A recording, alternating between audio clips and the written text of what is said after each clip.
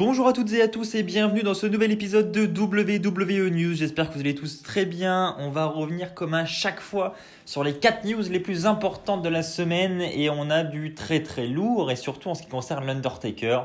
Vous vous en doutez un petit peu, on approche de plus en plus de WrestleMania et comme chaque année, l'Undertaker est vraiment au cœur de tous les sujets qui concernent WrestleMania. On va également parler de la AEW avec l'Undertaker qui s'en est rapproché. Je vais vous donner toutes les infos et on va également parler de Jimmy Uso qui s'est fait arrêter par la police. Bref, toutes les infos, c'est dans cet épisode. Avant de commencer, comme lors du dernier épisode, je tiens à préciser qu'il y a très peu de montage pour cette vidéo et je m'en excuse, mais je peux vraiment pas faire autrement pour le moment. Donc j'en parlais à l'instant et on va commencer par ça. L'Undertaker, comme vous le savez, il a un contrat de superstar avec la WWE, un contrat de catcheur. Et il s'avère que ce contrat a expiré il y a très peu de temps et il n'a toujours pas été renouvelé. Donc l'Undertaker est au cœur de tous les sujets en ce qui concerne WrestleMania 35. Va-t-il catcher ou non ?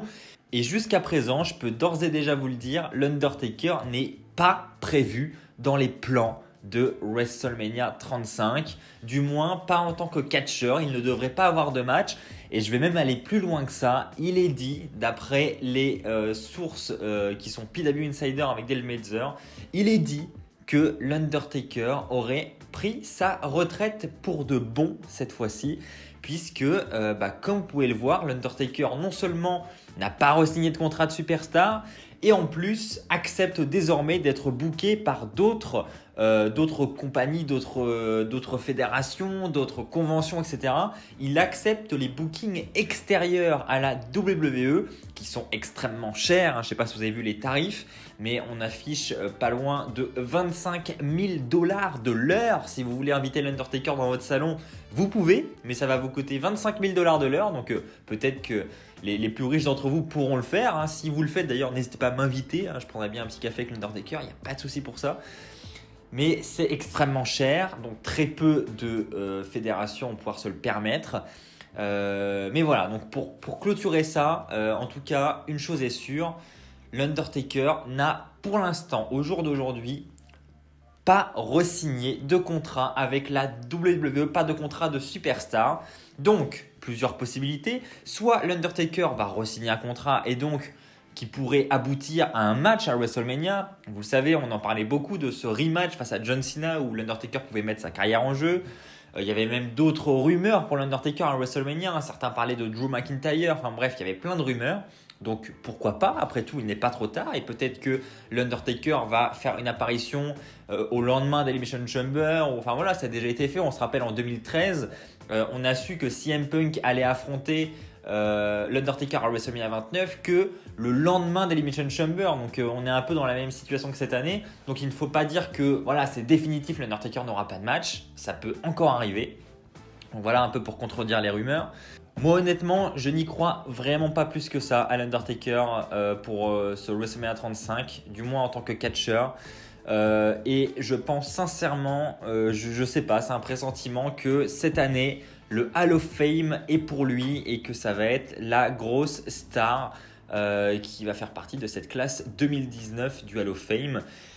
Plusieurs choses qui me font penser à ça. Déjà, les rumeurs le confirment un petit peu. Comme je viens de vous le dire, il n'a pas de plan et ni de match de confirmé pour cette année. Donc un WrestleMania sans l'Undertaker, c'est quand même assez bizarre. Donc c'est qu'ils ont autre chose en tête sûrement.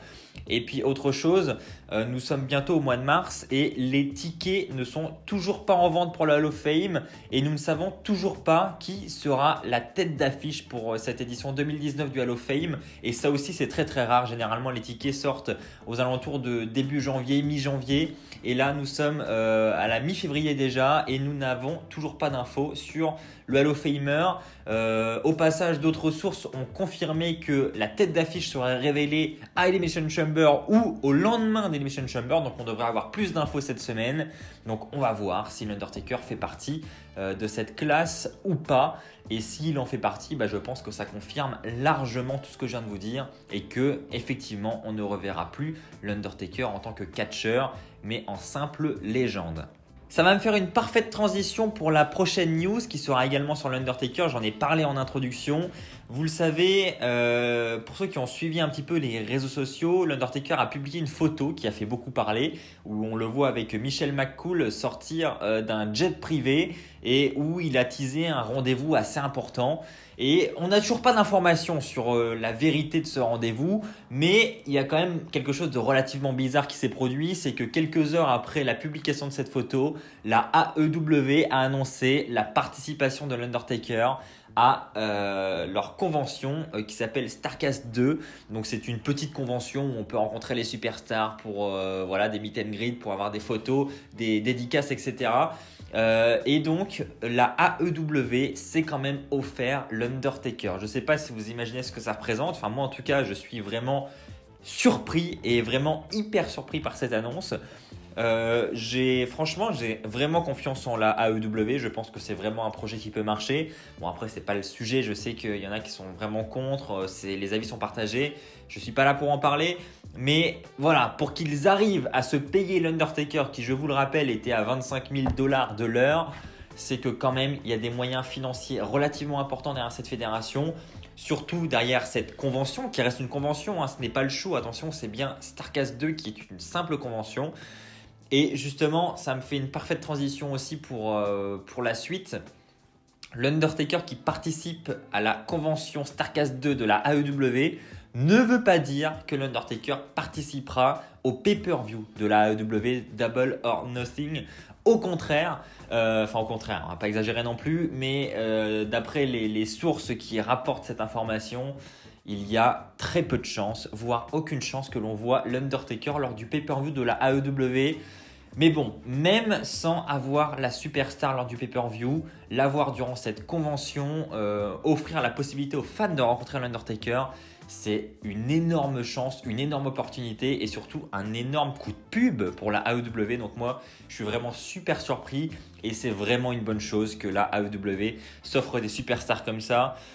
Parce que c'est ce qui va marcher et on a envie qu'elle marche la AEW. Parce que ça ne peut être que du bon pour la WWE ensuite. Nous allons maintenant parler de notre ami Seth Rollins. Vous le savez, il a remporté le Royal Rumble 2019. Il aura donc la chance, je ne sais pas si c'est vraiment une chance, mais en tout cas, il aura l'opportunité d'affronter le champion universel Brock Lesnar à WrestleMania 35. Et on a appris il y a peu, vous en avez peut-être entendu parler, que Seth Rollins était blessé. Alors rassurez-vous, ce n'est pas une blessure très très grave, mais il est dit que Rollins souffre quand même de douleurs au niveau du dos et qu'il va devoir prendre un petit peu de temps pour se reposer et ainsi être à 100% à WrestleMania. Donc du moins c'est ce qui est prévu. Rollins aura bien son match face à Brock Lesnar à WrestleMania, ça ne l'empêchera pas de combattre. Vous avez d'ailleurs pu le voir catcher ces dernières semaines, donc tout va bien. Maintenant, il est dit que les officiels vont le préserver un petit peu, histoire qu'il soit vraiment à 100% à WrestleMania, et donc ils vont le mettre un petit peu de côté et plutôt l'inclure dans des segments micro ou des choses comme ça, mais des segments où il n'est pas impliqué physiquement. Et puis c'est pas vraiment gênant non plus puisque Brock Lesnar lui il catche pas non plus dans ses rivalités, il est seulement là pour faire acte de présence et parler au micro avec Paul Heyman. Et en plus Brock Lesnar sera là dans les prochaines semaines, là il va faire plusieurs apparitions. Heureusement, j'ai envie de vous dire aussi. Donc, ne pas avoir un Rollins qui catch toutes les semaines, je pense qu'il vaut mieux ça pour sécuriser le match à WrestleMania et pas prendre le risque surtout de blesser Rollins à l'approche du main event de WrestleMania 35. Main event qui ne le sera peut-être pas, d'ailleurs je dis ça, mais on ne sait toujours pas quel sera le main event de la soirée. Et enfin, on va terminer la soirée avec une info insolite, vous l'avez sans doute entendu. Jimmy Uso a été arrêté par la police à Détroit. C'est une information qui nous est rapportée par TMZ Sports. Et dans cette news, on y apprend que Jimmy Uso aurait été surpris et ensuite arrêté à bord d'une voiture. Il était accompagné par Naomi, donc sa compagne. Et ils auraient été complètement ivres, enfin complètement, du moins ils étaient sous l'emprise de l'alcool, c'est ce que rapporte cette information. Ils ont été surpris en train de rouler à contresens, donc ils ont été bien évidemment arrêtés par la police et Jimmy Uso n'aurait pas vraiment apprécié être interpellé de la sorte et s'en aurait ensuite pris à l'officier de police. Jimmy Uso aurait été menotté, puis aurait été conduit au poste de police de Détroit. Et donc ça n'a pas vraiment très bien fini, puisque Jimmy Uso a ensuite dû payer une certaine somme d'argent pour pouvoir sortir de prison et être relâché. Vous vous en doutez bien, très mauvais coup de pub pour la WWE qui n'apprécie pas généralement cette histoire, mais la WWE a communiqué sur cette affaire et a dit que ça concernait la vie privée de Jimmy Uso et donc elle ne s'en mêle pas trop. Je trouve ça assez bizarre quand même parce que généralement la WWE tient à l'image de ses superstars. Donc c'est bizarre. D'habitude, c'est pas du tout le genre de communiqué qu'elle fait, je trouve. Donc je suis surpris, mais il y a d'autres news aussi qui disent que voilà, la WWE a peur de perdre certains talents et Jimmy Uso et Naomi en feraient partie puisqu'ils voudraient rejoindre la AEW. Tout ça reste des rumeurs, mais ça serait le cas. Et donc la WWE, pour préserver ses talents, ne les sanctionnerait pas. Enfin bref, c'est assez compliqué et ça reste des rumeurs, donc je ne veux pas trop m'avancer là-dessus. Mais en tout cas, une affaire très louche et à voir comment ça va se poursuivre dans les semaines qui arrivent. Puisque, on vous le rappelle, Jimmy et Jey Uso ont un match de championnat face à Shane McMahon et The Miz demain soir à Elimination Chamber. Donc, c'était pas vraiment le moment de faire une boulette pour Jimmy. Donc, à voir, est-ce que ça va leur coûter cher ou pas?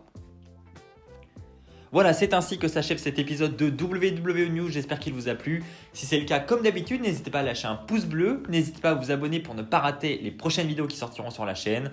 On se retrouve très vite, d'ici là, portez-vous bien et comme d'habitude, n'oubliez pas, soyez toujours très fiers d'être fan de catch. Allez, bye tout le monde!